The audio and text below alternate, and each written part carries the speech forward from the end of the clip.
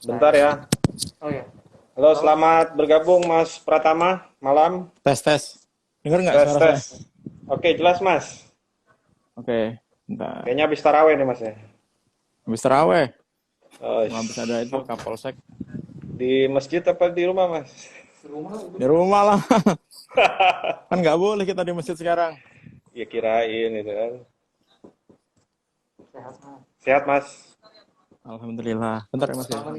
Yuk yuk, monggo monggo Mas.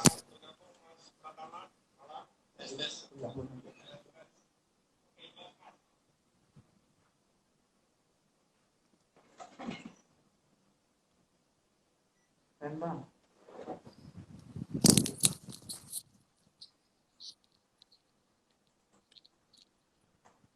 Oke. Oke. IG live bukannya cuma sejam ya? Udah keren nggak suaranya? Belum. Suaranya jelas nggak Mas? Jelas jelas banget. Dari sana. Kedengeran nggak lu? Ya jelas sama jelas. Ini nggak mudik nggak pulang kampung Mas? Pengennya sih mudik ya. Oh gitu. Cuma kayak gini wah, aduh ampun. Ini ada Seratna. Udah gabung ada Seratna. Di sini juga sudah bergabung teman-teman dari redaksi Mas. Di sini ada Bu Ratna, pimpinan perusahaan, dan Tetika, dan rekan-rekan redaksi yang lain. Siap. Salam Bu Ratna. Ketika Apa dia? Masih Lalu kita mulai aja Mas. taruh dulu. kenapa? Udah siap? Apa dulu? Taruh dulu. Ayo aja. Kita ya masih live-nya. Bukan jam 9. Setengah 9 sih, 3 menit lagi lah. Oh ya setengah 9. Nah, Berarti nanti masih nunggu. potong di tengah jalan ya berarti ya? Lihat nanti kita. Biasanya kan kalau IG Ini itu setengah kan jam ya. sejam, kemudian Jam. maksimal Kalau sejam lancar ya. itu, iya.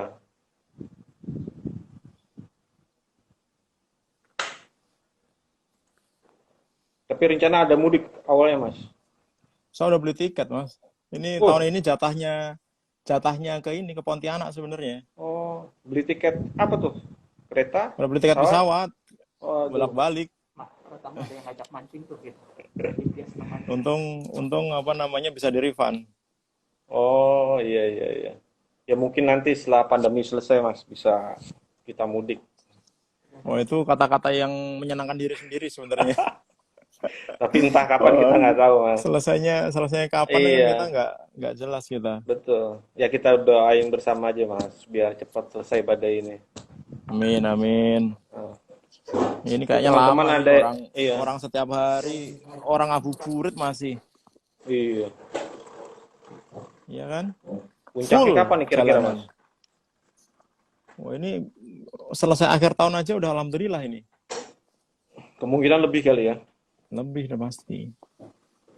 Ini kan setengah-setengah masalahnya. Ya pemerintahnya juga belum siap, rakyatnya juga belum siap kan? Lebih kepada pemerintahnya apa rakyatnya nih Mas? Sama-sama. Sama-sama ya. Pemerintahnya punya duit, distribusinya nggak siap, distribusinya. Rakyatnya Ya, selamat. juga dikasih tahu, bandel aja ya. Selamat gabung Bang Parial, mantan anggota DPR RI dari P3. Nah, yang nanti sapa itu audien. Tuh teman-teman ngajak mancing tuh Mas. Wah yuk. Tapi kapan ntar digerebek sama ini ntar polisi nanti. Biasanya mancing di mana Mas? Saya punya empang, Di saya punya kolam pemancingan di Depok. Saya punya 1,5 hektar tanah, saya bikin Itu pemancingan. untuk umum. Itu ikan patin. Akhirnya saya buka untuk ikan patinnya segede-gede gini nih, 5 kilo sampai Oh, 16 kilo per ekornya. wow. Jadi kalau nggak biasa mancing bisa jungkir itu, bisa ketarik ikan itu. Tapi untuk umum itu Mas. Kenapa? Iya Untuk untuk umum, umum. kan, ya? Kesibukannya. Jadi ada pemancingan ikan mas, ada pemancingan patin. Kalau ikan patin untuk teman-teman aja. Bisman. Cuma kalau ikan masnya kita buka untuk umum. Tiap hari itu buka. Seminggu 3 kali. Oh, oke. Oh, seru juga tuh kalau mancing kalau ya. tiap hari rusak itunya empangnya. Berarti teman-teman redaksi bisa gabung ya mancing bareng kan. Ayo aja. Sering kok kita mancing bareng itu, apa namanya, wartawan. Kita kan ada JMI, Jurnalis Mancing Indonesia kan. Oh gitu ya. Base camp-nya di situ. Pak Farial ngajakin mancing bareng tuh juga tuh dari P3. Nah, ayo kalau ikannya nggak ada yang ngalahin. Oke Mas, Ikannya udah setengah gede-gede. Ayo, 9 nih Mas. ayo. Kita mulai aja obrolan santuy malam ini. Oke, para sahabat, jumpa lagi dengan Vicky. Malam ini kita akan ngobrol santuy, tapi bukan soal pandemi nih, tapi soal jebolnya data yang baru-baru ini sangat mengejutkan. Gitu kan. Nah, di sini kita akan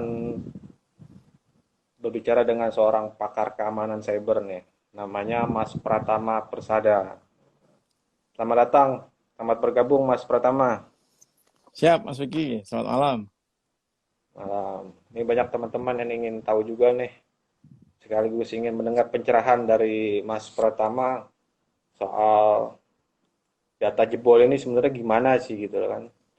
Oke. Yang baru-baru ini kan kita dikagetkan dengan jebolnya data di KPU ya. Betul. Sebelumnya juga dari apa namanya online juga Tokopedia juga jebol juga kan, dari ratusan sampai jutaan data kita jebol. Nah mungkin Mas Tokopedia, Pratama, Bukalapak, Bineka, iya. walaupun Dan nggak yang pada ngaku kan. terbaru, iya, yang terbaru ini data di KPU. Nah ini mungkin Mas Pratama bisa memberikan pencerahan nih sebenarnya gimana sih data ini bisa bocor dan ada apa di balik ini semua gitu.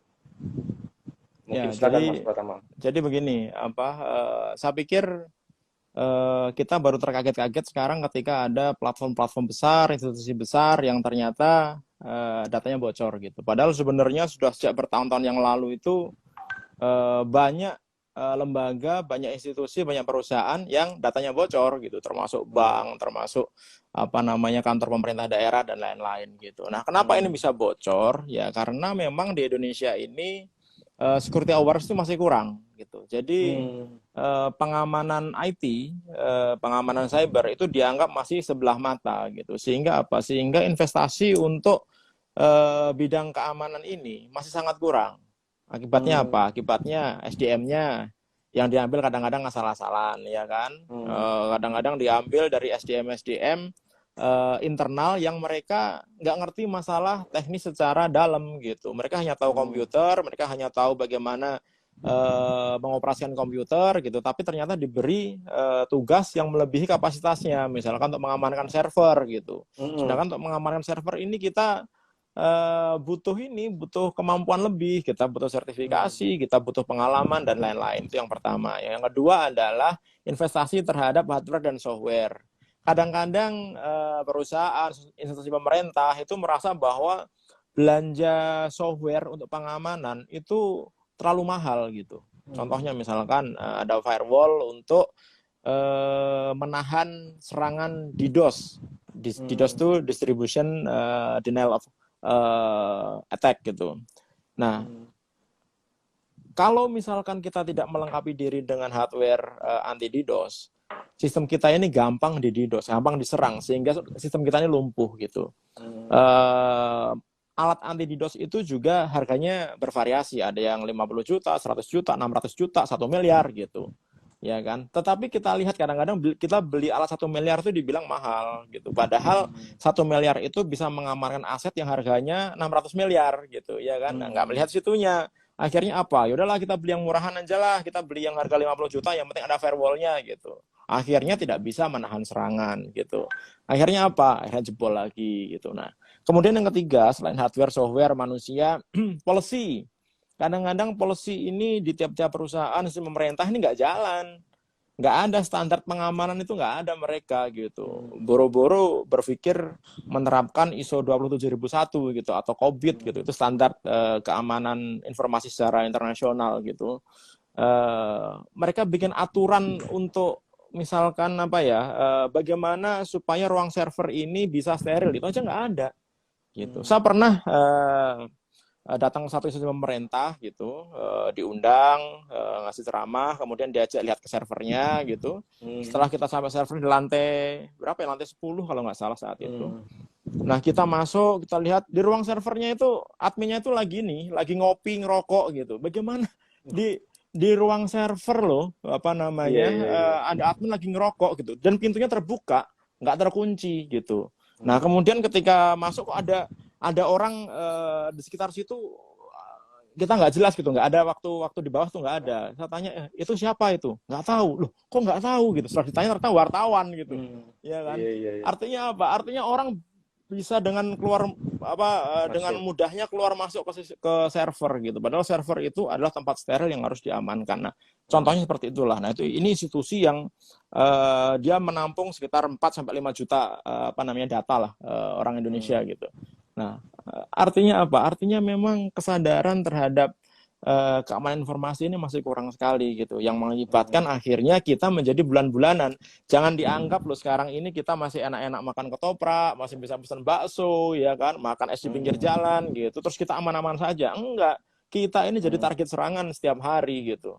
Hmm. Jangan dipikir bahwa hackers-hackers itu hanya menarget perusahaan-perusahaan besar atau institusi-institusi besar, enggak juga gitu. Mereka sekarang targetnya udah ke personal, udah ke Hmm. kita gitu. Karena apa? Karena kita ini juga memiliki value yang cukup besar juga gitu. Sekarang di Hmm. Indonesia ini kita terbiasa menggunakan m-banking, ya, electronic banking, Iya. internet banking gitu, ya kan. Nah, itu valuasi yang sangat luar biasa yang sebenarnya diincar oleh para hackers itu. Lebih mudah menyasar perorangan daripada melakukan hacking terhadap perusahaan-perusahaan besar gitu. Nah, ini kebetulan aja di Tokopedia apa namanya jebolnya baru ketahuan sekarang gitu, ya kan. Dia lagi sial aja itu juga tuh. Mungkin perusahaan-perusahaan lain juga sebenarnya pada jebol gitu, cuma nggak terungkap aja Padahal sudah lama kali ya gitu. kejadiannya.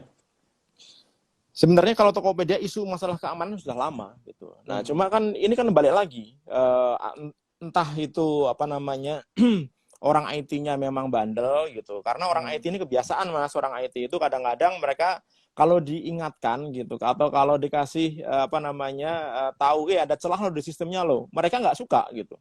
Hmm. Mereka defense gitu. Karena apa? Karena kalau mereka apa menerima, artinya tugas mereka tidak maksimal. Padahal nggak juga gitu. Hmm. Nggak ada satupun sistem IT atau komputer di dunia ini yang 100% aman. Nggak ada. Termasuk rakyat merdeka. Kalau punya server emang Hmm. aman? Belum tentu juga gitu. Nggak Iya, ada iya, iya, satupun iya. sistem yang aman gitu. Tapi bukan berarti bahwa kita nggak bisa mengamankan gitu. Nah, Hmm. kita harus melakukan berbagai cara supaya kita bisa mengamankan sistem kita. Dengan cara apa? Yaitu kita memperbaiki SDM, kita memperbaiki hardware, softwarenya, kemudian policy-nya gitu. Kita terapkan dengan maksimal gitu. Kita awasi setiap hari. Banyak hal yang harus dilakukan untuk mengamankan sistem kita. Nah, kita ini selalu kejar-kejaran dengan hackers gitu. Hmm. Orang IT pasti akan selalu kejar-kejaran dengan hackers gitu. Kita menutup satu celah, besok mungkin ada celah baru lagi yang ditemukan. Kita menutup satu celah, kemudian ditemukan lagi celah berikutnya. Sama seperti Hmm. polisi sama penjahat gitu, polisi sama maling gitu. Hmm. Itu kejar-kejaran juga. Polisi bisa menangkap maling ini, dia pakai pakai teknologi lain lagi gitu. Sama orang apa namanya zaman dulu orang kurir narkoba cuma dikantongin aja taruh dalam kotak rokok gitu aman gitu, ternyata ketangkap polisi tahu, akhirnya mereka menggunakan mesin cuci untuk pengirimannya kayak gitu gitulah gitu. Nah, Hmm. ini kejar-kejaran ini kalau kita apa namanya tidak aware ya kita pasti akan menjadi korban gitu.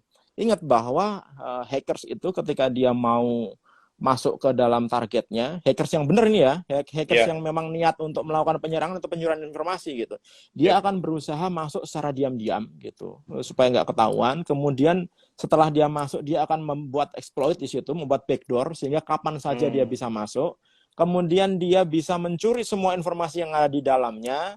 Setelah itu dia akan keluar diam-diam dan mencoba untuk menghapus jejaknya gitu. Hmm. Jadi kadang-kadang admin tuh merasa bahwa oh sistem saya fine, nggak ada apa-apa nih, Ya, apa ya. websitenya masih lancar, tidak ada yang apa namanya hang, tidak ada yang apa namanya crash gitu. Tapi sebenarnya semua informasinya sudah diambil. Kan ini kita sudah berbicara masalah data digital. Orang ketika Hmm. mencuri data itu emang kita tahu kan enggak di copy. Beda Ya, misalnya benar. kalau kita punya buku kita hilang, kita nyari-nyari oh buku kita kemana nih hilang nih gitu. Tapi ketika yang hilang itulah data kan kita nggak mikir gitu, apa namanya, bahwa oh, data kita dicuri apa tidak gitu. Berarti bisa dikatakan Gitu, Mas. hampir semua institusi nggak aman ya? Atau memang ada Begini, institusi yang dibilang aman? tidak ada satu institusi pun yang aman 100%.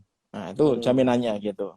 Tapi bukan berarti bahwa tidak aman gitu. Bisa Hmm. saja saat ini dia aman. Karena apa? Karena dia menerapkan metode yang cukup bagus. Dia pasang Hmm. firewall, dia pasang IDS, intrusion detection system, dia pasang intrusion prevention system gitu. Dia pasang apa namanya operating system yang udah di hardening, servernya udah punya tier 3 gitu. Ya mungkin Hmm. mungkin apa namanya mereka aman saat ini, tapi belum tentu besok aman juga gitu. Institusi mana Mas? Kalau boleh tahu dari salah Yang apa nih? satunya yang paling dikatakan aman lah saat ini Eh, gitu loh. Dari sekian pemerintah institusi pemerintah atau ini atau swasta? pemerintah lah. Saya pikir kalau pemerintah masih BSSN mungkin ya yang cukup kuat saat ini gitu. Walaupun tiap hari BSSN juga menerima Hmm. banyak serangan gitu. Tetapi paling amannya saat ini belum tentu besok juga aman gitu. Oh gitu. Gitu, Mas. Mas itu bilang tuh jangan kelamaan resminya ngoceh tuh, bener tuh. Ayo tanya-tanya dong. Nah terus Gitu. kalau kita lihat kan Indonesia ini menjadi seksi ya buat para hacker Tuh, gitu tuh. loh. Ya, Apa yang menjadi seksi sehingga hacker-hacker ini sangat suka sekali gitu dengan ini? Tips-tips supaya Hmm. nih sistem tidak begini. Di Indonesia ini apa namanya, kita harus bangga bahwa kita ini sekarang menjadi negara yang cukup disegani di apa namanya dunia internasional gitu. Ya. Kita ini menjadi tujuan investasi negara-negara besar di sana. Hmm. Banyak investasi yang dialihkan dari negara-negara lain ke negara kita gitu. Hmm. Bahkan kita diramalkan di tahun 2045 kita akan menjadi negara termasuk 5 besar negara di dunia ini gitu. Hmm. Artinya apa? Artinya memang banyak banyak orang yang pengen bisa menguasai Indonesia gitu. Kenapa? Karena nanti Indonesia akan menjadi negara besar. Banyak juga negara-negara yang nggak suka sama Indonesia. Kenapa? Karena investasi-investasi di negara-negara mereka itu Ya. dialihkan ke negara Indonesia gitu, Hmm. ya kan? Nah, artinya apa? Artinya banyak orang yang akan melakukan penetrasi ke Indonesia gitu, baik itu mau secara positif ataupun secara negatif gitu. Karena apa? Karena mereka kadang-kadang pengen ikut berperan serta dalam mengambil Hmm. ekonomi yang ada di Indonesia. Karena kebayang loh, untuk e-commerce aja di tahun 2025 prediksinya kita ada Hmm. apa namanya perdagangan sekitar 155 miliar dolar Amerika. Itu gede banget Oh, gitu. besar itu. Ya kan gitu. Nah, itu kalau misalkan orang mau investasi ke Indonesia, dia mau nyari keuntungan Hmm. di Indonesia gitu. Tapi ada juga yang memang mereka mau ngerusak Indonesia gitu. Contohnya Hmm. negara-negara tetangga yang dulunya mereka tujuan investasi, ternyata investasinya ditaruh di Indonesia, akhirnya mereka berusaha gimana caranya supaya bikin Indonesia ini rusuh gitu. Nah, Hmm. zaman sekarang kan nggak mungkin kita melakukan perang konvensional gitu. Betul. Orang datang invasi ke Indonesia, bawa tank, bawa pesawat, ngebom sana sini, nggak akan mungkin gitu. Iya. Caranya gimana supaya mereka bisa bikin rusuh Indonesia? Ya dengan serangan cyber ini Iya. gitu. Mereka bikin serangan cyber, data-data diambilin, ya kan? Kemudian KPU dihack, setiap ada pemilu dibikin rusuh, ya kan? Supaya apa? Supaya Hmm. kita ini chaos gitu, supaya kita ini selalu ribut gitu. Nah, kalau kita ribut, apa yang terjadi? Masyarakatnya selalu berantem, Hmm. kemudian investor juga malas datang ke Indonesia, hoax ada di mana-mana gitu. Jangan dikira berita-berita hoax, kemudian berita-berita hate speech, ujaran Ya. kebencian itu nggak diatur. Ada yang mengorganisir itu sebenarnya gitu. Yang jadi Hmm. masalah adalah kita siap nggak menerima serangan-serangan itu gitu. Sekarang ini juga sebenarnya kan kita juga dijajah, tapi Ya. kan kita masih happy happy aja gitu. Ya.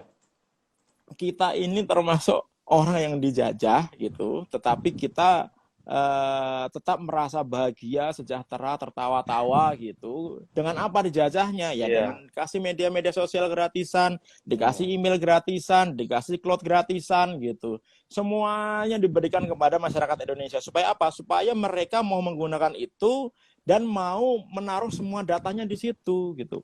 Kenapa saya bilang data? Karena data inilah yang dicari oleh calon-calon penjajah itu gitu. Karena semakin banyak mereka memiliki data orang Indonesia, semakin bisa mereka menguasai Indonesia dari segi apapun, dari segi apa namanya ekonomi, politik, ekonomi, sosial, budaya semuanya bisa. Gitu, Mas. Kira-kira sejauh mana Indonesia untuk menangkal serangan seperti ini gitu, sehingga kita terjadi lagi ada penjebolan data-data yang memang merugikan masyarakat gitu. Apa yang harus dipersiapkan oleh pemerintah gitu, baik SDM, Jadi infrastrukturnya gitu. Jadi begini, jadi Indonesia ini sebenarnya sudah mulai ada perbaikan gitu. Di tahun 2018 itu di apa level Cyber Security Index di seluruh dunia kita ini masuk ke peringkat 71. Sekarang Hmm. kita masuk ke peringkat 41 gitu. Artinya ada Hmm. kenaikan. Artinya apa? Artinya sejak adanya Pak Presiden membuat Badan Siberorganisasi Negara gitu, walaupun Hmm. kerjaannya sampai sekarang nggak maksimal gitu, tapi Hmm. minimal ada yang apa namanya jagain lah gitu, ya kan, ada yang jagain Indonesia lah gitu. Nah, terus kalau kita bilang bagaimana cara antisipasinya, ya ini menurut saya tanggung jawab kita bersama gitu, baik pemerintah, kemudian pihak swasta, akademisi, para pemerhati IT, masyarakat kita gitu, karena nggak bisa kita apa bisa melakukan pertahanan yang baik tanpa adanya koordinasi. Nah, begini, di Indonesia ini kita memiliki banyak lembaga-lembaga yang berkepentingan dalam bidang cyber. Betul. Ada Badan Siber dan Sandi Negara, ada Cybercrime Mabes Polri, kemudian ada Kominfo, ya kan, ada Deputi Cyber dari Badan Intelijen Negara, gitu. Betul. Ada Kejaksaan Agung, kemudian imigrasi dan lain-lain gitu. Ya. Tapi Termasuk menjadi di Kementerian masalah Pertahanan, adalah Mas. termasuk Kementerian Pertahanan ada Cyber Defense. Ada, Sekarang ada. TNI juga mau membuat satuan cyber, sat cyber gitu. Yang jadi masalah adalah sampai sekarang mereka ini nggak berkoordinasi dengan baik gitu, ya kan? Oke. Akhirnya jadinya apa? Jadinya bukannya mereka bersatu untuk bisa mempertahankan kedaulatan informasi di Indonesia, tapi jadinya malah berantem sana sini gitu.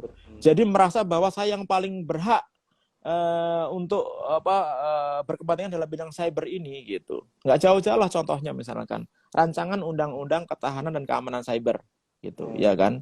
Udah dibuat, kemudian mau apa diundangkan gitu. Tetapi ternyata Badan Cyber Negara waktu pembuatannya itu tidak berkoordinasi dengan stakeholder yang lain. Iya. Akhirnya apa? Banyak pasal-pasal yang tumpang tindih gitu. Betul. Ya kan, ketika banyak pasal yang tumpang tindih ya pasti ada penolakan dong dari institusi Hmm. apa institusi lain gitu. Ada institusi misalkan BIN, ada operator, kemudian ada Kominfo, ya pasti nolak dong. Kan ini masalah yang sebenarnya nggak susah tapi nggak mau dilakukan. Nah, koordinasi ini yang menjadi sebenarnya masalah di negara kita sehingga kita ini selalu menjadi bulan-bulanan gitu. Kita ini belum berbicara masalah infrastruktur kritis. Sekarang siapa yang ngurusi infrastruktur kritis kita? Infrastruktur kritis itu ada bidang pertahanan, government, kemudian transportasi, kemudian energi, kemudian kesehatan dan lain-lain. Nah, itu yang melindungi siapa sekarang gitu, ya kan? Artinya Contohnya masih ada ego misalkan. sentral, Mas, ya, dari setiap lembaga Iya. itu. Nah, Sehingga tidak sekarang terkoordinasi dengan baik gitu ya. siap. Nah, ini Pak Volber ini dari Indopos nih. Lagi mata-matai Tunggu. nih, mata-matai kita nih. Oh, Oh, ada udah orang jinak Pak BSSN juga Faber itu. Godlike itu orang BSSN itu. Iya, iya. Gitu Mas. Jadi sekarang ini banyak masalah yang sebenarnya harus kita hadapi gitu. Tetapi sampai saat ini kita belum terlalu siap gitu. Kita lihat aja di laporan BSSN kemarin dari bulan Januari sampai April 2020 ada 33 juta serangan yang terjadi ke Indonesia gitu. Belum saat ini, belum sekarang. Belum yang berhasil itu baru serangannya ya, belum yang berhasil gitu. Nah, sekarang bayangkan kalau misalkan semua data orang Indonesia ini bocor semua. Data EKTP bocor, data e-commerce bocor, ya kan? Data perbankan bocor. Udah, kita ini jadi nggak punya apa-apa gitu. Nah, yang jadi masalah kita ini ketika terjadi kebocoran itu ya kita nggak bisa berbuat apa-apa gitu. Kenapa? Ya karena pasti yang mencoba untuk disalahkan itu adalah si hackers itu. Hackers Anda itu loh apa namanya kurang ajar, Anda melanggar hukum ini, nyerang sistem saya gitu. Iya, iya, iya. Ya Tapi kalau harusnya yang hacker-hacker ini pertama. sebenarnya Mas, heeh, Enggak, sebenarnya pertama kali yang harus disalahkan nih, kalau misalnya kita punya undang-undang yang benar, undang-undang heeh, perlindungan data pribadi itu, yang disalahkan itu pemilik platform itu gitu. Pemilik platform, kenapa you nyimpen datanya masyarakat Indonesia gitu, tapi kok nggak mau mengamankan dengan maksimal gitu. Jadi gimana nih kita nih? Harusnya nuntut. Di iya, iya. Eropa ada apa namanya undang-undang perlindungan data pribadi, di sana namanya GDPR gitu. Setiap satu apa namanya informasi yang bocor, satu data pribadi warga Eropa yang bocor, itu ancamannya nggak main-main. 20 juta euro, coba. Uh, Bayangkan kalau misalkan sekarang besar. kita punya undang-undang itu, KPU bisa bangkrut itu. Ada 190 juta masing-masing minta ganti rugi 20 juta euro gitu, ya kan? Gitu. Itu bisa Nah, miskin itu. makanya artinya apa? Artinya sebenarnya di dunia di apa namanya negara-negara yang lain, sebenarnya masyarakat itu adalah hal utama yang harus dilindungi gitu. Cuma di sini masih belum. Kenapa? Karena tadi ada yang menyebutkan tuh, karena kita ini undang-undang perlindungan data pribadi ini hanya masuk prolegnas terus gitu. Udah berapa tahun kita masuk prolegnas nggak diundang-undangkan, ya kan? Udah hampir 3 atau 4 tahun gitu. Iya, Kenapa? iya, iya. Masuk prolegnas tapi hanya sebagai apa namanya lip service, belum benar-benar dijadikan sebagai prioritas gitu. Malah kemarin undang-undang cipta kerja mau diurus, undang-undang Iya, minerba yang didahuluin gitu. Ini kita ini mau betul. melindungi rakyat atau mau melindungi ini apa namanya perusahaan-perusahaan itu gitu kan, akhirnya ke sana gitu ya kan. Nah akhirnya apa? Akhirnya masyarakat yang sekarang dirugikan. Kemarin juga ketika Tokopedia bocor gitu misalkan, Tokopedia juga bilang ya ada upaya peretasan. Hello, Anda ini udah dihack, data Anda udah menyebar kemana-mana gitu. Minimal minta maaf kayak sama masyarakat, minta maaf kayak sama usernya gitu, bahwa datanya bocor gitu ya kan. Ingetin sama semua usernya orang per orang, kan mereka punya database-nya, untuk ganti passwordnya minimal, aktifin tuh factor authentication-nya gitu. Ini kan nggak ada tindakan apa-apa gitu. Dan dianggapnya udah hilang begitu saja gitu. Nah, yang rugi siapa? Masyarakat. Bayangkan di situ ada nama lengkap, alamat email, nomor telepon gitu. Ya kan, nomor HP, tanggal lahir. Wah, itu kalau sampai masuk ke apa didapatkan sama orang-orang yang bisa nawarin kartu kredit, happy mereka. Tiap hari bisa nawarin ke 90 juta orang. Kita yang nggak happy, tiap hari teleponin orang ganti-gantian terus gitu. Nah, ini yang jadi masalah gitu. Di Indonesia ini apa namanya belum ada undang-undang yang benar-benar memihak kepada masyarakat, terutama dalam bidang pelindungan data pribadi ini. Gitu, Mas. Nah, untuk masalah jebol data ini, gimana sih Ya. bisa nggak diperkarakan di Indonesia ini gitu? Dan siapa yang mempunyai hak untuk memperkarakan masalah ini? Gitu? Kalau tadi Nah, Mas Pram diperkarakan kan bilang, bisa. Iya, kita punya undang-undang ITE ya kan, pasal ah, 30 itu kalau orang apa masuk ke dalam sistemnya orang termasuk pelanggaran, hukumannya 6 tahun, 1 miliar, 8 ya, miliar gitu kan. ah, Tapi itu kan untuk menjerat si hackers, untuk menjerat ya, si pelaku kejahatan gitu. Sedangkan institusinya itu kan sebenarnya dia juga salah karena dia tidak melakukan pengamanan yang maksimal. Gini contohnya Mas, apa namanya, Vicky, Vicky, Vicky, ya. Eh, Kalau misalkan contohnya ada transaksi perbankan gitu, ya ya, kan. Kemudian setelah transaksi ternyata dibelokkan ini transaksinya gitu. Sehingga apa? Sehingga uangnya tidak masuk ke rekan yang ditujunya dia gitu. Nah, begitu dia lapor, yang disalahkan siapa? Customernya itu. Pasti dibilang, Anda menggunakan WiFi gratisan ya? Anda apa namanya menggunakan aplikasi yang tidak di-download dari situs resmi kita ya, gitu. Nah, yang disalahin adalah pasti orangnya. Akhirnya apa? Yang rugi nih nasabahnya, customernya gitu. Akhirnya berbelit-belit, proses berbelit-belit. Kalau diganti mendingan. Cuma kalau nggak diganti, kan mereka yang ya, rugi. Padahal yang harus paling disalahkan itu adalah pihak banknya. Kenapa? Karena kenapa bank ini kok tidak membuat pengamanan yang maksimal gitu. Misalkan dengan enkripsi pada saat transaksi gitu. Sehingga apa? Sehingga ketika orang melakukan transaksi, datanya dalam bentuk teracak. Sehingga ketika di tengah jalan orang mau merubah, mau memodifikasi tujuan transfer, nggak bisa karena nggak bisa terbaca gitu. Ya kan, nah ini nggak ada aturan di Indonesia ini gitu. Jadi yang disalahkan siapa? Si customernya ini, nasabahnya ini gitu. Padahal yang paling salah adalah si banknya. Nggak jauh-jauh lah, kita lihat kasusnya Bang Ilham Bintang kemarin gitu. Oh ya, Coba sampai Bang mana Ilham. kasusnya? Iya, Sampai iya, kemana? iya.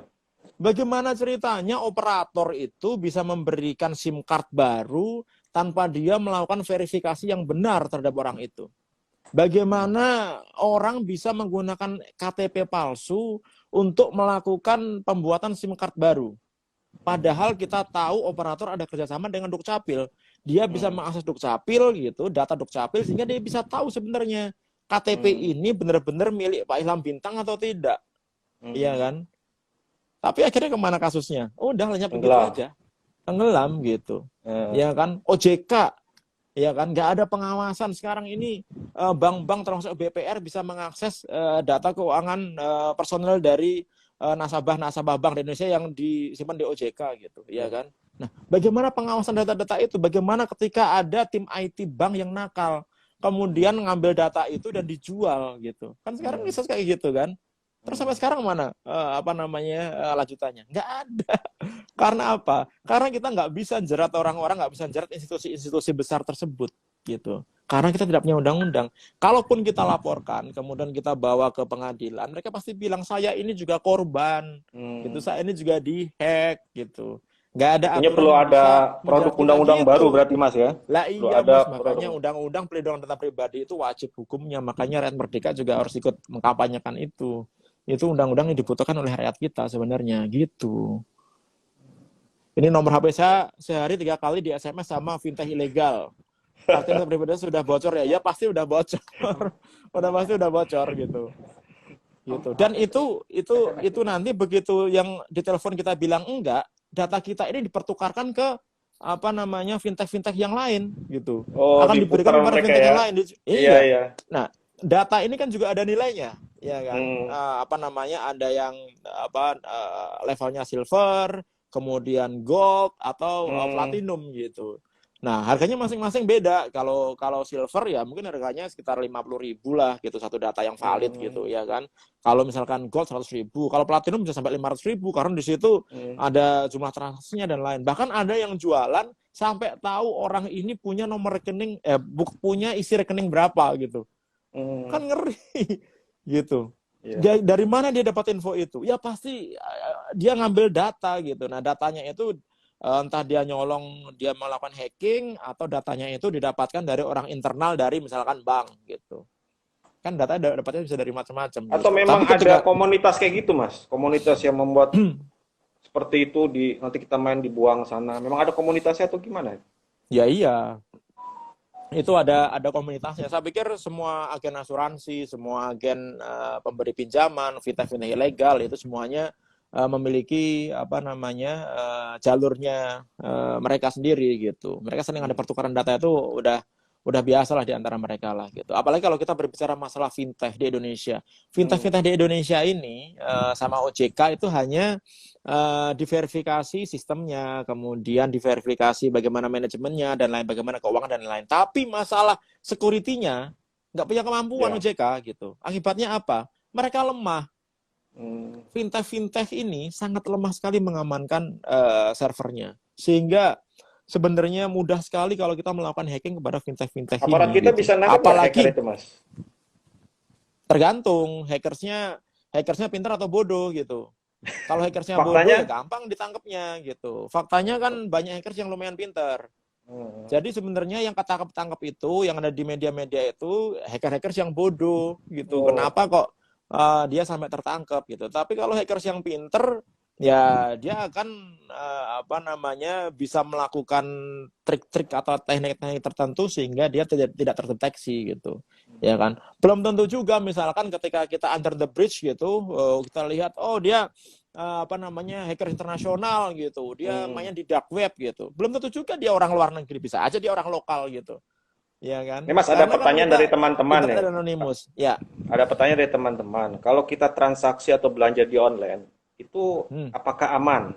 Terus dengan adanya tawaran pinjaman juga, apakah data kita aman juga? Kan banyak nih, kita belanja di IG maupun di mana gitu. Itu apakah data kita aman atau sebaliknya? Ini apa namanya, kita harus melihat sebenarnya si tenan atau si platform penjualannya atau si penjualnya ini terpercaya atau tidak, ya kan? Banyak fintech-fintech yang apa namanya bagus gitu, tapi lebih banyak fintech-fintech yang abal-abal gitu. Ketika kita bertransaksi gitu, kemudian kita memberikan data-data kita gitu, saya pikir kita harus cukup hati-hati. Misalkan begini, sekarang ini banyak platform-platform e-commerce yang menawarkan, oh kita ada diskon loh, ada cashback kalau menggunakan kartu debit atau kartu kredit gitu. Caranya kita harus memasukkan kartu debit kita atau kartu kredit kita ke platform itu, sehingga ketika kita belanja tinggal klik langsung dipotong dari kartu debit atau kartu kredit kita gitu. Nah, itu kita harus hati-hati. Kenapa? Contohnya seperti Tokopedia atau Bukalapak lah gitu. Kalau kita naruh data kita di situ, kalau misalkan itu kehack, apa yang terjadi? Pasti punya kita kehack juga, gitu. Ini si hackers ini yang berhasil ngehack apa namanya Tokopedia atau Bukalapak itu, mereka masih mendingan yang dijual data-data pribadi aja gitu. Tapi orang kalau bisa masuk ke dalam sistem komputer gitu, masuk ke dalam database-nya, ya masa dia mau ngambil data sebagian-sebagian? Enggak lah. Pasti di-dump semuanya, di-dump itu di apa namanya, di copy semuanya lah gitu.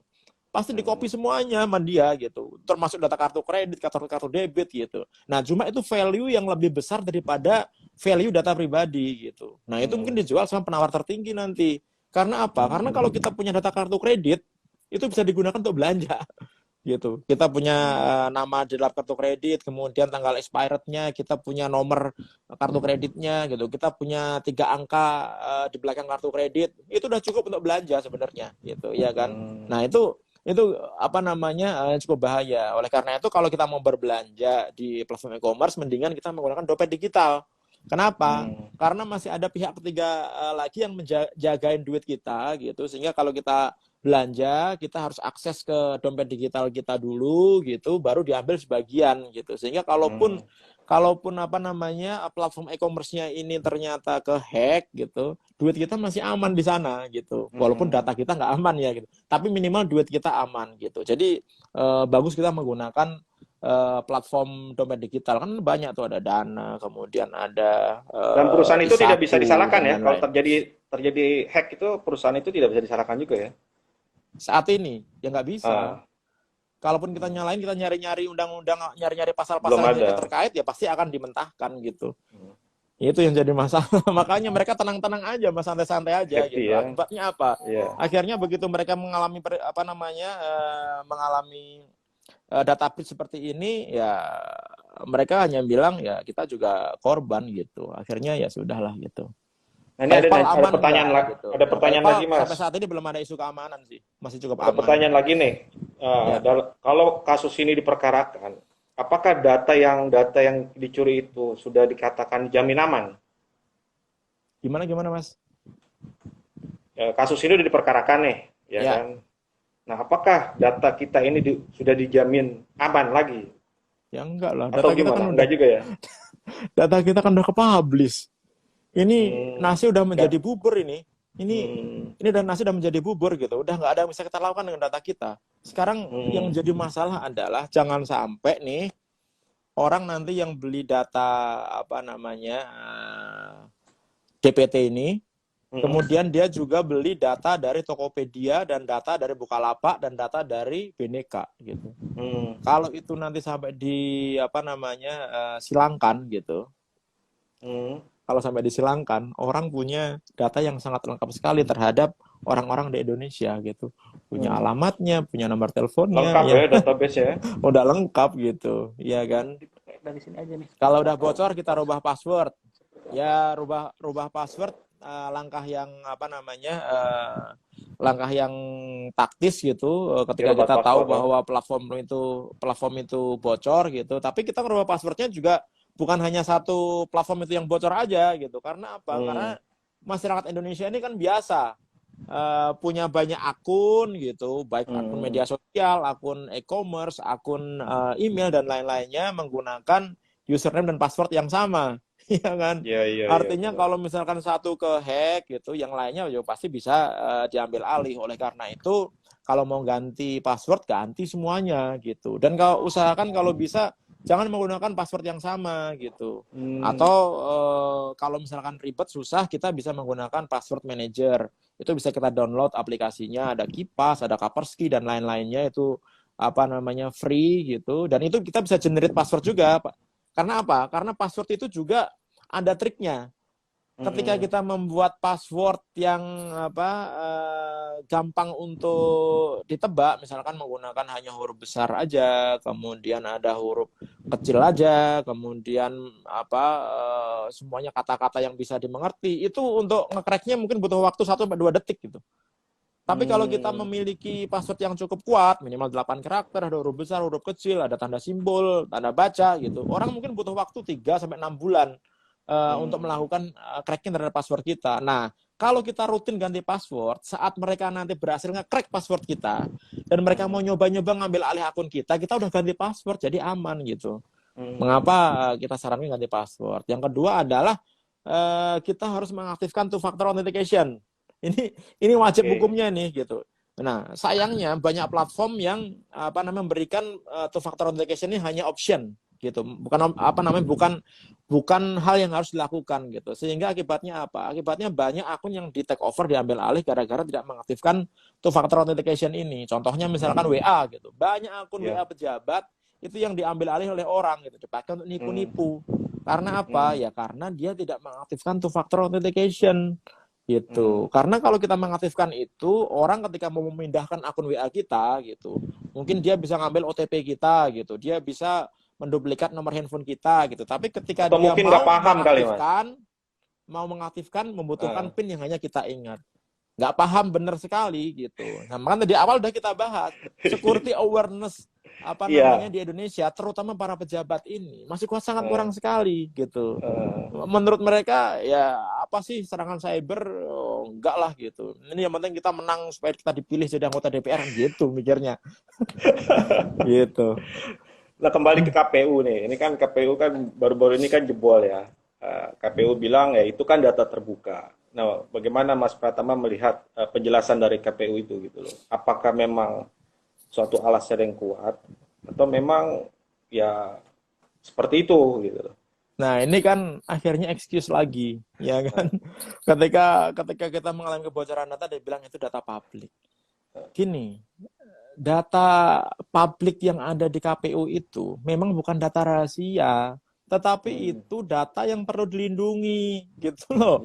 Supaya apa? Supaya nggak semua orang, nggak ada orang-orang yang memanfaatkan ini untuk melakukan kegiatan-kegiatan kriminal, gitu. Kan gini, data DPT itu kan bisa kita cek. Kalau kita punya NIK, kemudian kita punya KK, kita input, kita masukkan, kita bisa tahu kita ada di DPT mana. Artinya apa? Artinya setiap orang memiliki keterbatasan untuk mengakses data di DPT-nya masing-masing. Iya kan?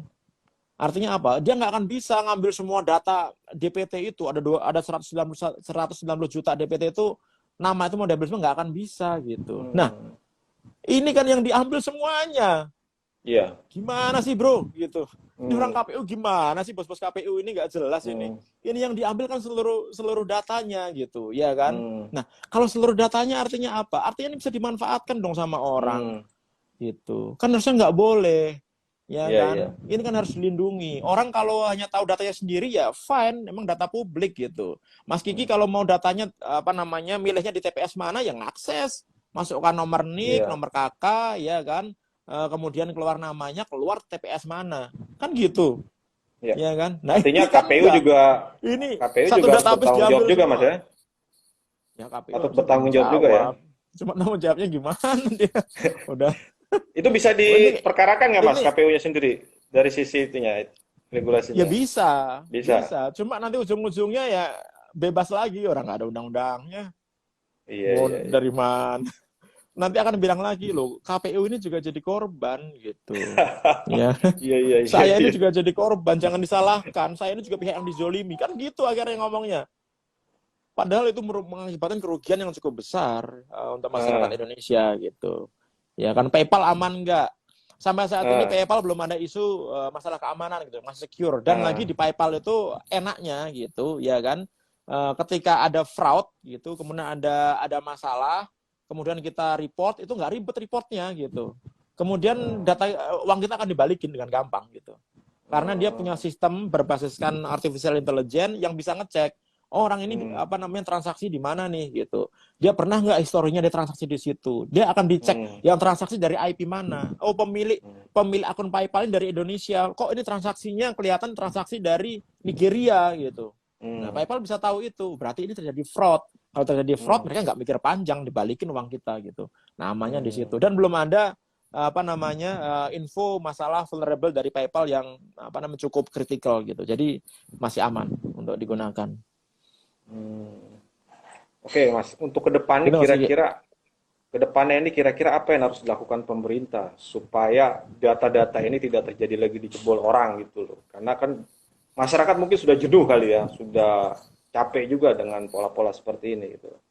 Mungkinkah di pemerintahan sekarang ini bisa membuat pelindungan data masyarakat secara baik gitu? Gini, sebenarnya Badan Siber Negara itu mereka saat ini mendevelop namanya NSOC, National Security Operation Center gitu. Harusnya sistem ini akan menaruh sensor-sensor di komputer-komputer yang akan dilindungi gitu, di institusi pemerintah, BUMN, BUMD gitu, bahkan kalau bisa sampai swasta, sampai masyarakat gitu, sehingga ketika terjadi serangan hacking, serangan malware, langsung terdeteksi gitu. Harusnya idealnya seperti itu. Cuma yang jadi masalah adalah sampai saat ini sistem NSOC-nya belum sampai bisa terdistribusi ke instansi pemerintah ini semuanya gitu. Bahkan beberapa berpikir bahwa jangan-jangan nanti kalau kita konekkan sistem kita sama BSSN, bukannya kita yang diamankan malah kita yang disadap kan gitu. Ya, ya kan? kebalikan. Nah, ini kan tinggal bagaimana para pimpinan di BSSN ini bisa meyakinkan masyarakat gitu supaya mereka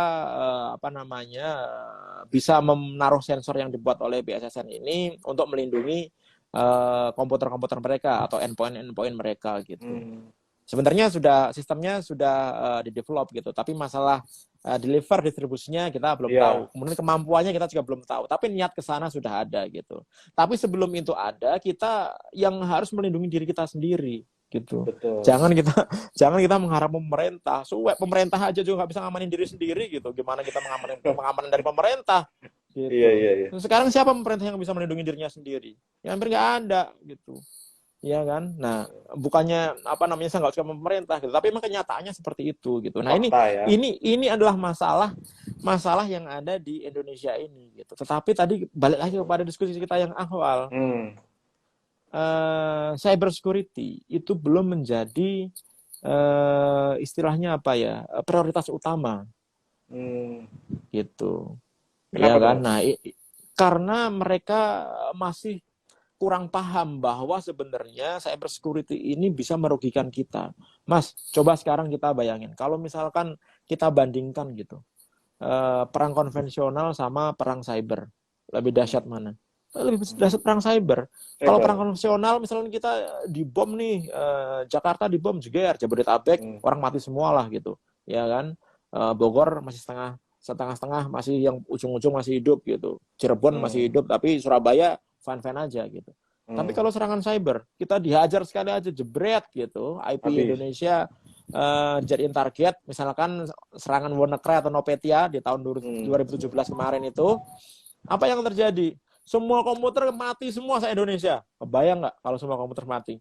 Bank komputernya mati, PLN komputernya mati, ya kan? Media semua komputer mati, ya. Pemerintah komputernya mati. Kita ini punya duit, duit di bank, kita nggak akan bisa ngambil duit kita. Kenapa? Karena sistem di bank mati. Matinya bukan karena mati rusak, tapi terenkrip semua datanya karena diserang sama ransomware. Gitu. Bank punya duit banyak, tapi nggak tahu itu duitnya siapa. PLN kemarin kita blackout 6 jam aja kita ributnya nggak karu-karuan. Ya kan? Bagaimana kalau misalkan dihack kemudian mati selama sebulan PLN? Karena semua sistem sekarang dikontrol oleh komputer gitu. Pelayanan-pelayanan di Pemda, kemudian rumah sakit. Apa orang di rumah sakit sekarang semua sistem kontrol untuk supporting life itu dikontrol lewat LAN gitu, lewat internet gitu, lewat jaringan gitu. kalau semuanya itu dimatikan semua gitu. Itu orang yang alat pacu jantungnya dikontrol oleh komputer, ya kan? Kemudian oksigennya dikontrol oleh komputer, mati semua itu orangnya di rumah sakit gitu. Karena komputernya juga mati gitu. Kebayang nggak itu? Apa nggak chaos kita ini, Mas? Gitu. Lebih Itu bahaya hanya cyber apa gara-gara virus, serangan Mas? cyber. Kenapa? Lebih bahaya serangan cyber atau virus? Ya, kalau virus ini kan apa namanya salah satu tools dari serangan cyber aja gitu. Cuma Bagian ya? kalau virus corona gitu ya, Iya. saya pikir apa namanya ya apa 11-12 lah ya. Tapi ini bagus juga loh kita dapat Iya. corona ini gitu. Kenapa? Iya. Karena kita jadi berpikir bahwa ternyata memang sudah saatnya kita memanfaatkan teknologi digital gitu. Zaman dulu kan susah. Orang di Betul. perusahaan dipaksa, oh ya pakai kalau kita rapat video conference saja gitu, kerja dari rumah gitu, atau kalau kemana-mana buka laptop kita meeting gitu, kan pada nggak mau gitu. Tapi sekarang kan kita dipaksa untuk mau gitu. Tapi dengan dipaksanya ini kita melek teknologi ini juga membuka celah-celah keamanan baru gitu. Apa misalkan karena kita mengakses server kantor dari rumah, kemudian kita setting VPN-nya kurang pintar sehingga timbul vulnerable di situ gitu. Sehingga orang bisa masuk ke dalam sistem server kantor kita melalui rumah kita gitu. Kayak gitu. Cyber Army Ini, Underground gimana kabarnya? Cyber Army. ini ada yang nanya nih Mas, negara mana Ya, yang cyber security-nya sudah bagus? ada beberapa level peringkat coba saya cek ya. Hmm. Terus Indonesia di tingkat Apa berapa? Peringkat berapa? Indonesia peringkat 41. Indonesia peringkat Pas 41. satu. Nah, kita ini masih kalah sama Singapura dan eh, Malaysia. Nih, saya Oh. buka, saya punya paparannya. Bentar. Nih, nomor 1 itu Singapura, nomor 2 adalah Amerika, nomor 3 Malaysia, nomor 4 Oman, nomor 5 Estonia. Ya, Estonia menarik, nanti kita bahas nih. Kemudian berikutnya Mauritius, Australia, Georgia, Perancis sama Kanada. Indonesia masuk ke peringkat 41. Dari Gitu. berapa tuh sebelumnya? Dari 126. Dulunya Wah, 71, dulunya 71, Oh. dulunya 71. Kemudian kita masuk ke 41. Poinnya 0,776 gitu. Nah, ini Estonia menarik nih. Kalau kita lihat Estonia Apa yang ini menarik? adalah negara yang pernah hancur gara-gara serangan cyber. Di tahun 2007, Estonia ini adalah negara yang sudah menerapkan sistem IT kepada seluruh infrastruktur pemerintahannya. Jadi dari bank, kemudian rumah sakit, kepolisian, pemerintahan dan lain udah terkoneksi semua gitu. Nah, gara-gara Estonia mau memindahkan patung Stalin saat itu, patung Stalin itu karena Estonia ini kan pecahannya Uni Soviet gitu, dipindahkan, Rusia kesel gitu. Nah, akhirnya dia melakukan balas dendam gitu, diserang si Estonia ini. Saya lanjutkan gitu, Iya. saat itu Rusia gak suka sama Estonia ini, akhirnya melakukan serangan cyber. Serangannya masif gitu, bahkan dia upload di beberapa platform diskusi gitu, step by step bagaimana melakukan penyerangan terhadap Estonia gitu. Dikasih tahu caranya, dikasih tahu toolsnya, dikasih tahu linknya gitu, ya kan. Akhirnya apa? Ini Estonia hancur, berantakan gitu. Semua sistem mati total gitu. Bank mati total sehingga masyarakat tidak bisa ngambil duitnya di bank gitu. Nah, ini contoh yang tadi saya sebutkan kalau misalkan sampai serangan cyber itu ke Indonesia gitu. Jadi negara ini benar-benar runtuh saat itu musim panas, pemanas seluruh negaranya mati total gitu. Karena institusi di bidang energinya juga mati total gitu. Wah, ini akhirnya jadi chaos, jadi kerusuhan, dan untuk melakukan perbaikan terhadap negara itu butuh waktu 10 tahun. Gitu. Baru dia bisa establish lagi, kemudian dia memiliki badan cyber di negaranya gitu, ngatur semuanya gitu. Ya kan? Dan akhirnya sekarang dia menjadi peringkat 5 dunia terhadap ketahanan pertahanan cyber gitu. Nah, tapi Ya, kan kita butuh nggak waktu mau jadi 10 negara tahun ya. runtuh dulu ya, masa Iya, kita ini udah tahu, udah ada contohnya gitu, ya kan? Udah betul. ada contohnya di negara lain gitu. Ya masa Hmm. kita mau apa namanya ngikutin contoh itu, masa kita mau rubuh dulu negaranya baru kita Hmm. bisa memiliki pertahanan cyber yang baik? Ya enggak lah gitu. Masa kita mengorbankan masyarakat rakyat Indonesia, kan enggak gitu. Ya, kalau Jangan sampai. kita tahu banyak kasus-kasus yang apa namanya merugikan negara gitu, ya harusnya kita mulai concern bahwa security ini memang butuh, memang perlu gitu. Hmm. Kita lihatlah kemarin ketika apa Kementerian Koordinator PMK gitu, PMK, eh, Pak Muhajir. mau sebelumnya ya Oh, mau sebelumnya apa namanya Mbak Puan. membuat membuat website revolusi mental. Ingat nggak Hmm. program utamanya Pak Jokowi? Ya, Begitu Ibu Puan dipublish, Maharani. nggak nyampe 5 menit coba dihack. Berapa miliar anggaran itu yang dibuang-buang di situ gitu. Iya kan? Nah, ini kan contoh contoh apa namanya nyata gitu bahwa kita ini memang Hmm. belum siap, ya kan? Hmm. Gitu. Nah, kemudian pengamanan di istana kita, emang udah benar-benar kuat belum? Kan Hmm. gitu. Udah dilakukan audit secara mendalam belum gitu. Banyak Hmm. banyak masalah yang sebenarnya menjadi potensi ancaman gitu. Tapi kita masih nggak peduli. Coba sekarang hampir semua pejabat-pejabat kita menggunakan email gratisan gitu. Iya kan? Padahal Iya, kita hampir tahu semua ada ya. bahwa kalau kita ya hampir semuanya. Padahal kalau kita Hmm. tahu kalau kita menggunakan email itu artinya apa? Artinya kita memberikan informasi kita kepada si pemilik platform email tersebut gitu. Pasti Hmm. mereka bisa baca, nggak mungkin enggak gitu. Nah, ini kan jadi masalah, ya kan? Ini godlike nih. Kalau seperti ini apakah KPU melanggar hukum, Mas? Apa Ah, yang bisa masyarakat tuntut dari KPU? Nah, ini juga pertanyaan yang saya susah untuk menjawabnya. Istana rawan Kenapa? dihack ya Tadi karena sudah kita bahas bahwa pasti KPU akan bilang mereka juga pihak yang terzolimi, korban gitu, ya kan? dirugikan. Korban juga gitu. Nah, ini Iya. yang salah siapa? Yang salah yang menyerang KPU kan gitu. Iya. Logikanya akhirnya gitu. Iya. KPU-nya nggak salah, KPU menjadi korban gitu. Nah, saya pengen tuh ada ahli hukum di Indonesia gitu yang secara revolusioner gitu, bisa menemukan Ah, hukum sebelum adanya undang-undang perlindungan data pribadi ini gitu untuk menjerat institusi-institusi atau platform-platform yang membocorkan data. data pribadi masyarakat Indonesia gitu. Iya kan? Nah, itu yang jadi masalah. Hmm. Istana rawan dihack ya. Kalau kita Ya, jawab masalahnya ini di publik gitu. Kita nggak bisa, kita jawabnya susah kita. yang nggak masalah juga Mas. Ini kan dari ini aja kacamata pakar kan. Ya ada beberapa pengalaman Artinya juga ini kan apa bisa namanya? menjadi apa bahan juga buat istana juga kan untuk berhati-hati kan.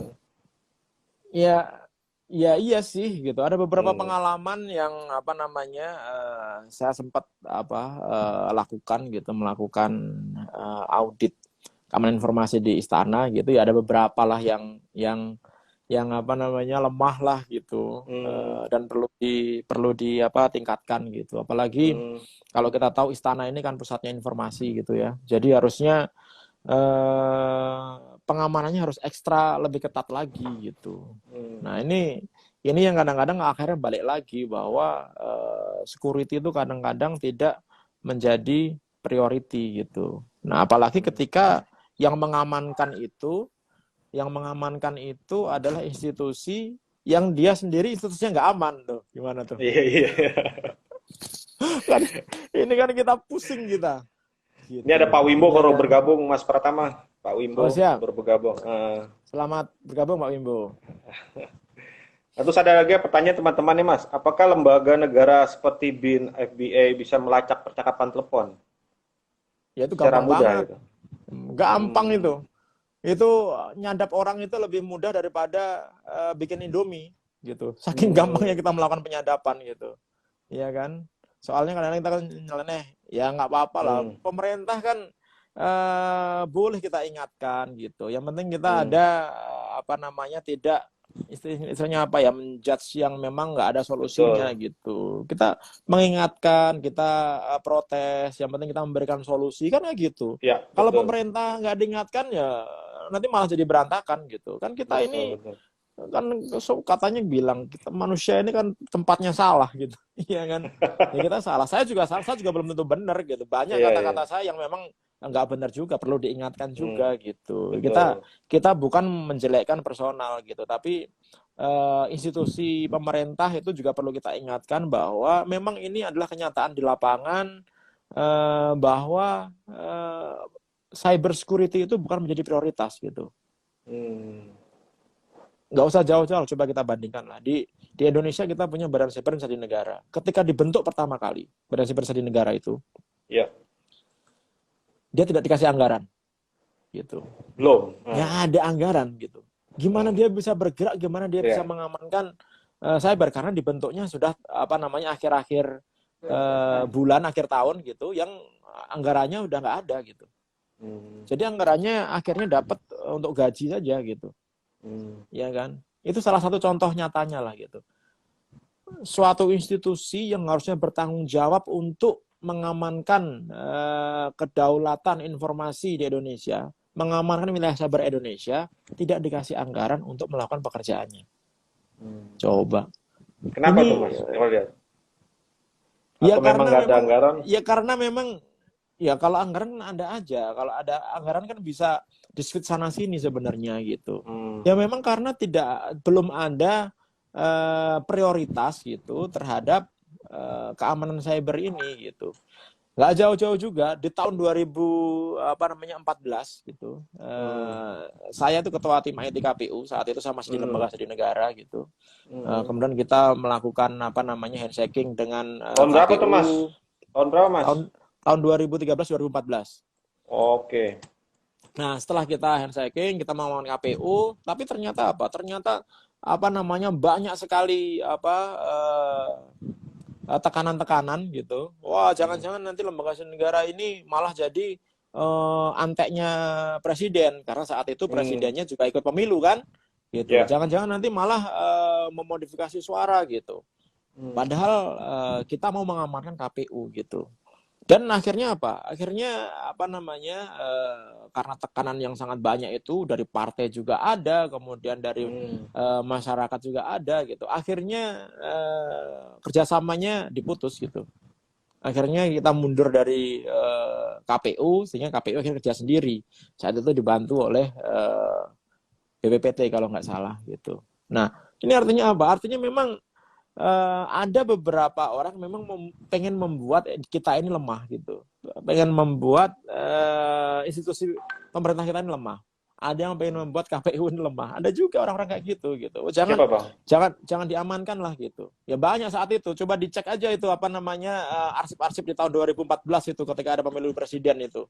Ya. Banyak apa namanya berita yang bilang bahwa oh ini apa namanya nanti lembaga negara akan bikin masalah nih, akan apa namanya berat sebelah kayak gitu. Hmm, Nah ini yang menyebabkan sebenarnya ya kadang-kadang apa ya keamanan itu masih dianggap sebelah mata gitu. hmm, Keamanan cyber dianggap sebelah mata gitu.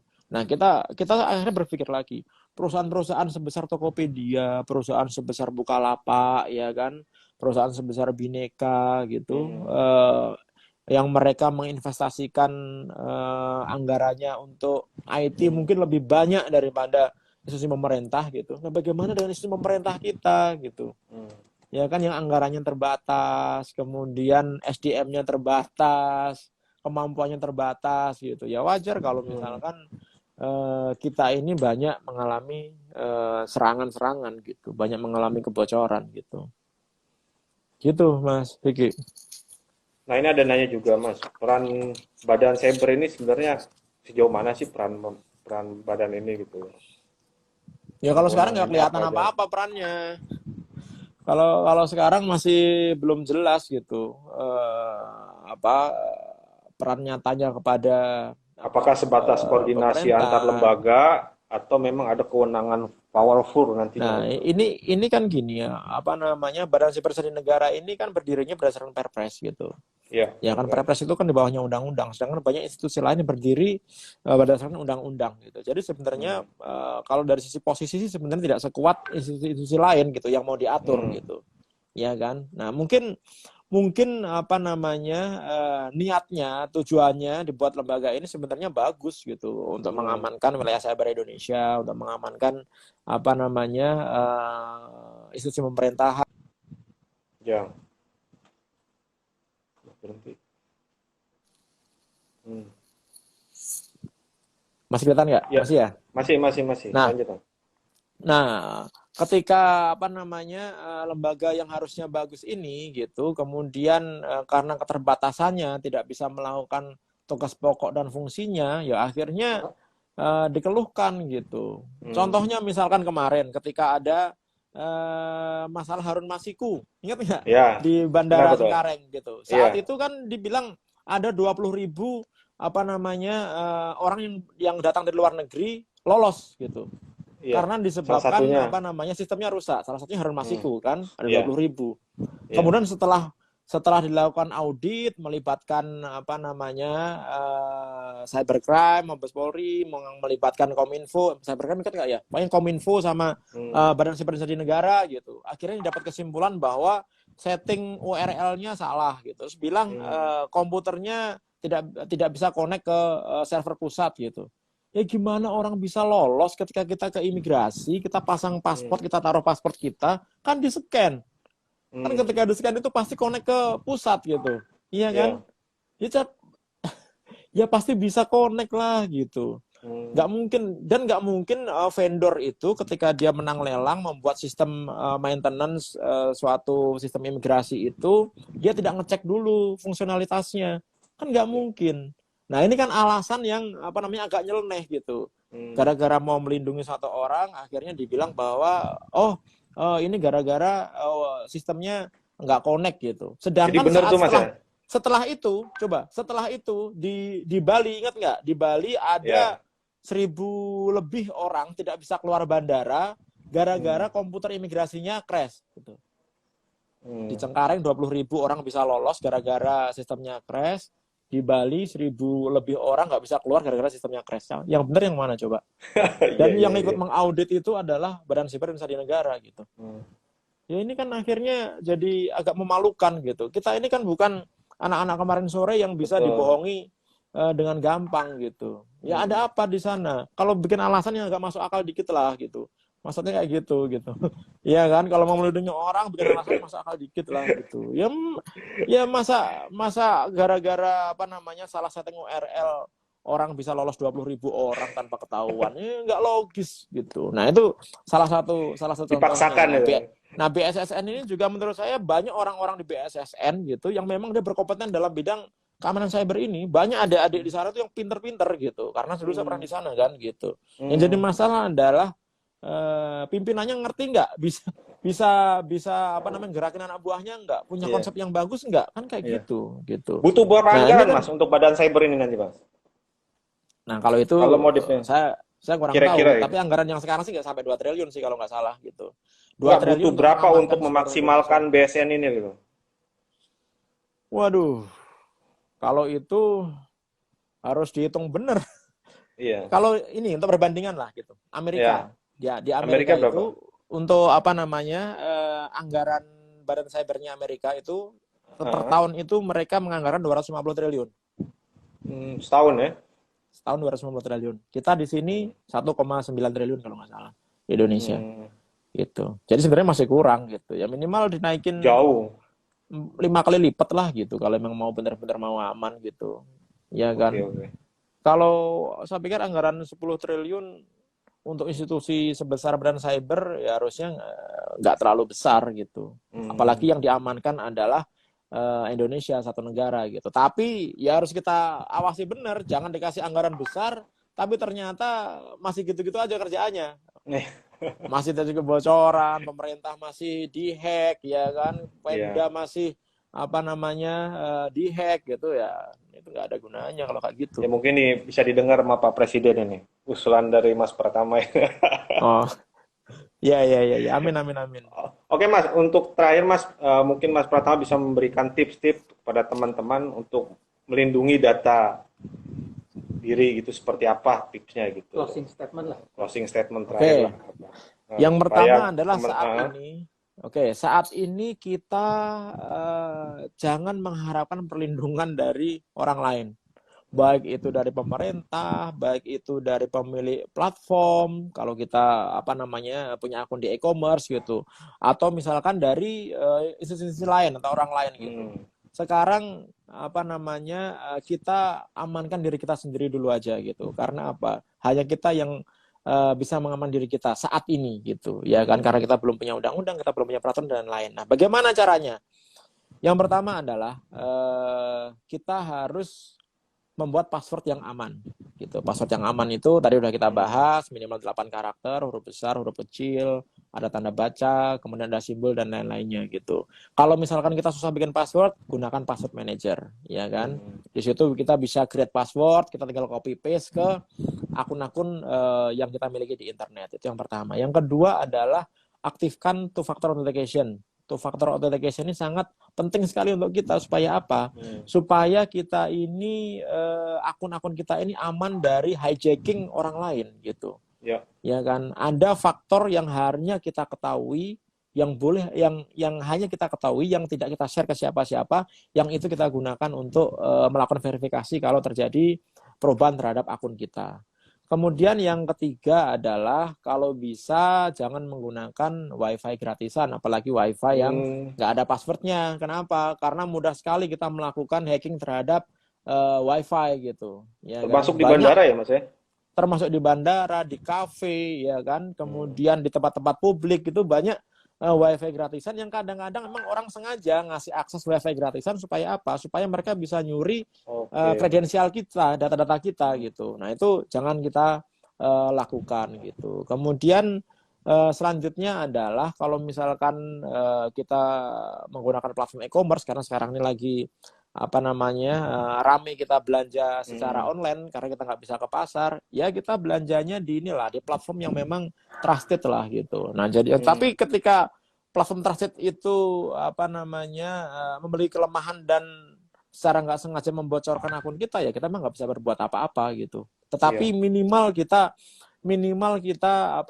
berbelanja atau bertransaksi atau kalau kita menggunakan platform fintech, cari yang memang trusted gitu, atau dia sudah banyak testimonialnya gitu, sehingga sehingga ketika kita berbelanja atau kita melakukan transaksi di platform fintech, kita akan merasa aman gitu, ya kan? Kemudian berikutnya adalah ketika kita memiliki banyak informasi, kalau bisa kita harus membatasi informasi yang kita sharing gitu, termasuk akun-akun media sosial kita. Batasi siapa yang boleh akses ke data-data kita gitu, apakah hanya teman, apakah teman dekat gitu. Jangan semuanya di-approve untuk melihat informasi kita. Akhirnya apa? Akhirnya kita nanti jadikan target kejahatan gitu. Nah, kalau kita bisa ngikutin itu semua, ya insya Allah lah kita minimal aman lah gitu. Gitu Mas. Termasuk email gratis ya? Ya kalau email gratis kita nggak bisa menghindar, kita mau pakai email apaan gitu. Tapi kalau untuk kerjaan-kerjaan yang memang membutuhkan kerahasiaan lebih gitu, kalau bisa jangan menggunakan email gratisan lah. Saya pikir di kantor-kantor pasti memberikan. Kalau untuk karangan media nih harus gratis atau berapa ya? Ya media kan juga punya perusahaan, harusnya ada dong email perusahaan. Masa nggak dikasih? Gitu amat.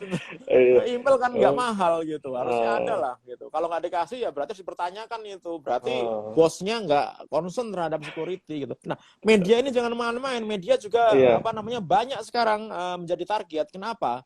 Yang dicari itu bukan informasi yang sudah matang gitu, tapi source informasi, kemudian data-data itu yang dibutuhkan sama orang-orang itu. Gitu. Kan banyak data yang nggak kita publish kalau kita di media kan gitu. Nah, media-media besar ini sekarang banyak banget yang menjadi target. Udah menjadi target gitu. Bahkan ada satu media besar, ya jangan disebut dong. Ada satu media besar yang sampai kita tahu username, password hampir semua karyawannya gitu. Bahkan admin akunnya kita bisa dapat dengan sangat mudah sekali. Artinya apa? Kalau admin akun, admin editor bisa kita dapat, kita bisa ngerubah berita suka-suka kita juga sebenarnya gitu. Iya, iya, iya. Ya kan? Nah, ini yang kan jadi bahaya. Minimal bonafilitas dari perusahaan medianya kan jadi dipertanyakan gitu. Iya, iya. Gitu Mas Vicky. Oke, mungkin cukup jelas sekali ya pencerahan dari Mas Pratama ini kan. Nah, Mas Pratama ini merupakan dari Lembaga Communication and Information System Security Research Center. Beliau ini adalah pakar keamanan cyber yang Ya cukup masih belajar luar juga saya, biasa. Mas Vicky. Masih belajar saya. Pakar muda ini.